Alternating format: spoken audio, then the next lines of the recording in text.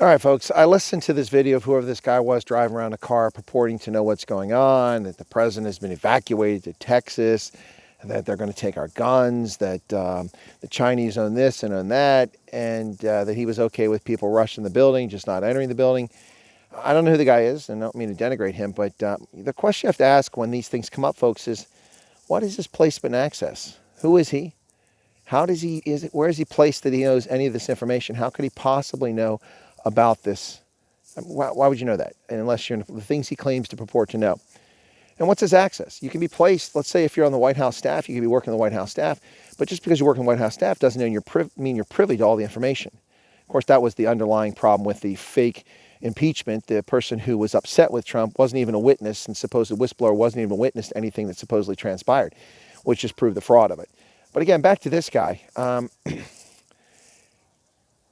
Carrying guns is a constitutional right. In order to abridge that, you have to amend the Constitution. You need 3/4 of the states' legislatures to ratify that in order for that to take place. 2/3 are controlled by Republicans, admittedly some weak Republican legislatures like in Pennsylvania. But the possibility of 3/4 of the legislatures abridging the right to keep and bear arms after 200, nearly 40 years seems impossible, implausible.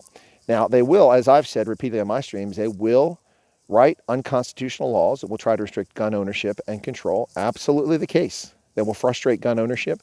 They will try to take away civil liberties. And they'll pass laws, and they'll make it legal. But that doesn't make it constitutional. You'll have to face a constitutional check and a court case. So before you run off and get all excited about things like this gentleman's saying, ask yourself, how does he know this information? How did he come by it? Is it even plausible? And in my case, my response to this, without knowing anything more about the gentleman, is that it's simply implausible. It doesn't make sense, and I'm not buying it. So, I need a little more information.